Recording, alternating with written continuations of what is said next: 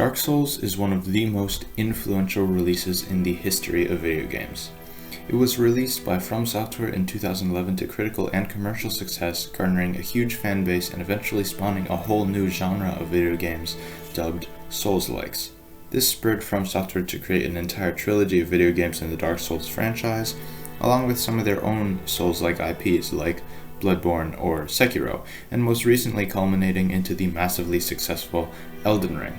And although the game is relatively old by now, Dark Souls has not been forgotten or overshadowed by newer FromSoftware releases, and actually won the Golden Joystick Award in 2021 for the ultimate game of all time. Now, these games are notoriously difficult, to the point where the Dark Souls PC release and Definitive Edition were labeled as "Prepare to Die." This phrase was plastered all over the marketing, boasting challenge. The games have gloomy, grim, sometimes hopeless worlds, and everything seems to be pitted against you. In 2011, Dark Souls was described by many reviewers and players as one of the most challenging titles to be released in recent years. Some even likened it to old-school arcade games, which were games that were designed to kill the player as much as possible in order to be more profitable. Dark Souls, of course, features a much more natural form of difficulty, but the level of challenge is still comparable. Its legacy is that of difficulty, intimidation, punishment, and death. The game has a steep learning curve, a cryptic story, seemingly indecipherable menus, precise combat, and basic start of the game enemies that can kill you in just 2 to 3 hits. At the same time, you play as a nobody. The game isn't centered around you and is absolutely indifferent to your actions.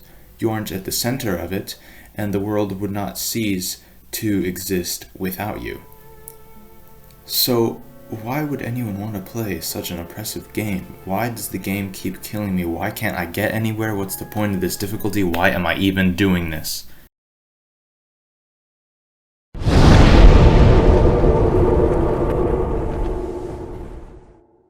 Dark Souls offers little handholding. After a brief explanation of what each button does, you are thrown straight into a boss arena with nothing but a broken sword. Seemingly insurmountable odds. That's what this game is about. You'll die repeatedly, but each time you come a little closer. Each time is a learning experience. It isn't right to reduce Dark Souls to simply being a game that is about difficulty, that is just hard, because it is so much more. The game teaches you to persevere, to get back up after you've been beaten down. It is both one of the most oppressive, but also celebratory games to grace the entire medium of video games. Eventually, you will use what you've learned to get over that hurdle, whatever it is. You don't need to be perfect, but you need to keep on pushing, and then you'll get that euphoric feeling of triumph. Then you do it over again. The game isn't trying to keep you down. It wants you to succeed. The difficulty may be high, but the challenge is always realistic and fair. This was one of the main focuses of the game, according to Dark Souls director Hidetaka Miyazaki. And with the challenge consistently ramping up, it always achieves this same feeling. It is uplifting in this way, not only as a game, but the application of the lessons it teaches you in a context beyond just Dark Souls. Perseverance, realism and goals, small steps, growth, reward. That isn't something that I'm only applying to the game. Despite all the death that goes on in the game, Dark Souls is an allegory for life, for hardships, and for motivation. While it could be easier to see how an overall gameplay loop and design philosophy would be able to reflect such ideas, Dark Souls takes it a step further by embodying metaphors of life and hardship in more specific and concrete areas, namely level design.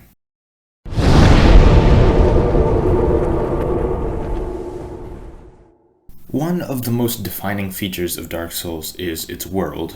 Lordran is incredibly well interconnected, with most areas connecting to one another in some way or another, and the hub area being accessible from nearly every other area. There are so many branching paths to explore, And on a first playthrough, this can be daunting, especially given that you have to unlock fast travel between checkpoint bonfires yourself, which only happens about halfway through the game. This means you really need to commit to learning the environment, and you'll have a much closer relationship with the world than in most other games. This, of course, leads to a more impactful exploration experience, but also to a strengthening of the world as a metaphor for life. You start off the game in the Undead Asylum. It may be unfamiliar at first, but it is easy to traverse and of a small, digestible size, something you can handle. After finishing the tutorial section in the asylum, though, you are thrown into a massive world with a multitude of paths to explore. It can feel daunting and drowning, and it really helps to hammer home that feeling of insignificance the player has and indifference the world has. Dark Souls knows how to balance this effect out incredibly well with its rewards, though.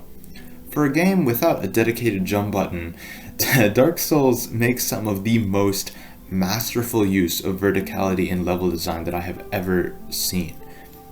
After beating the Asylum Demon, you're treated to the victory fanfare, followed by a quick walk up the cliffs outside the Undead Asylum. The game lets you figuratively, but also literally rise above the hardships it throws at you. Take the journey up to the first Bell of Awakening, for example. Some of Undead Burg may be cramped, but the game always offers little moments of reprieve after large encounters. Meeting Solaire on the balcony after the Taurus Demon and having the entire world just spread out in front of you. You get to see not only how far you've come, but at the same time how much you have improved and built upon yourself as a player, maybe even as a person. After beating the Bell Gargoyles and having to deal with the stress of a surprise second boss, you get to ascend the bell tower and are treated to a cutscene of yourself towering over everything you've just been through from the entire game up until that point.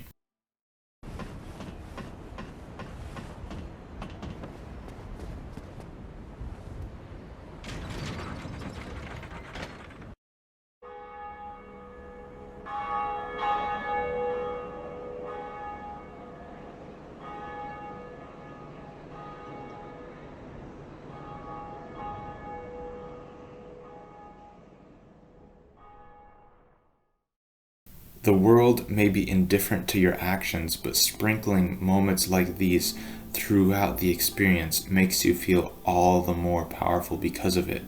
Even enemies are used in this way, as after long enough you will start encountering some bosses as normal enemy types, which just serves as yet another way Dark Souls puts your progress as a player on a pedestal. Interestingly enough, even though the game has already created a remarkably rewarding effect through its vertical level design subverting ideas of player insignificance, like I just described, Dark Souls goes a step further by subverting even this: Blight Town. This is one of the first times in the game up until that point that you will be moving noticeably downwards instead of up. The setting is dark, precarious, and the game no longer offers these little moments of reprieve. You can't see where you've come from, and you're moving towards a goal you also have no view of. Let me remind you that all the while, you still won't have unlocked fast travel at this point in the game, meaning that once you activate a checkpoint, you are stuck in Blight Town for good, which really compounds this oppressive tone. Instead of hard work being paid off by another beautiful vista after you've slogged through the entirety of the level, all you are rewarded with is a lake of poison sludge with even more things to kill you. While the path to the Undead Parish is representative of perseverance in life, the path down through Blight Town is representative of struggle. It may be hard to reach the Undead Parish's bell initially, but up there, everything plays by the rules. After playing the game enough, it becomes relatively trivial or internalized to get through there again. On the other hand, Blight Town isn't really something you ever fully get used to. Your character's movement in the game is not built for such precarious scaffolding sections, and the dingy, unwelcoming environment is unlike anything in the game. The area is littered with unconventional enemies, like mosquitoes that are hard to hit, blow dart snipers that poison you from afar, and swarms of enemies that attack you fast and relentlessly. Just like in life, not everything that is thrown at you is something that you can efficiently handle, and even then, surpassing it might not result in whatever you would hope for. This may be the hardest you've had to work in the game so far, with the most meager reward yet. Even the bonfire checkpoint at the bottom of Blighttown in the swamp is sneakily hidden away from you in a tunnel off to the side of the main objective. Blighttown isn't a test of your skill against some specific, tailored encounter, but against something you are not and cannot be ready for. It twists the values it has previously given to you through your journey to the Undead Parish to test your willpower in a setting where you are disadvantaged and unwelcome. There is no celebration like an Undead Parish once you ring the bell. You aren't shown towering over everything you've conquered, because in the case of Blighttown, you haven't really conquered anything. You've survived. Instead, your reward is simply getting to go back to Firelink Shrine, hearing the soft crackling of the bonfire. Undead Parish shows you that hard work yields reward, but Blighttown shows you how that might not always be the case. But still, you did it. Dark Souls not only shows the value of perseverance through the Undead Parish, but the value of every small victory in between with Blighttown, and how to make the most of any situation you're in through these two things, even beyond just the game itself. In Dark Souls, your character is afflicted with the Undead Curse. It eats away at your being until you are what is called a hollow, until there is nothing left but a husk, a shell, a body without a will. Countless denizens of the world fall to this around you as the game goes on, but no matter how many times you die, your character will never go hollow. The only way for that to happen is for you as a player to give up. But trust me, you can do this. You can do this. Don't give up.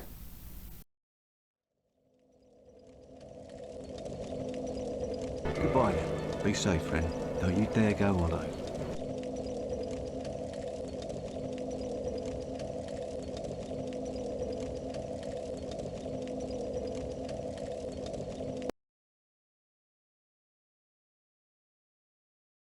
So now that the video is out of the way, I just wanted to quickly address my lack of videos over the last few months. I just had a large workload from university, and that does pair quite well, you know, with heavily scripted and edited videos, but don't worry. So from now on, I'm gonna try to make lots of videos in advance instead of just waiting until the last minute like happened with this semester. So with any luck, you should be seeing videos back at my normal pace of about once a month, starting with this and just going on into the foreseeable future, like I said, with any luck.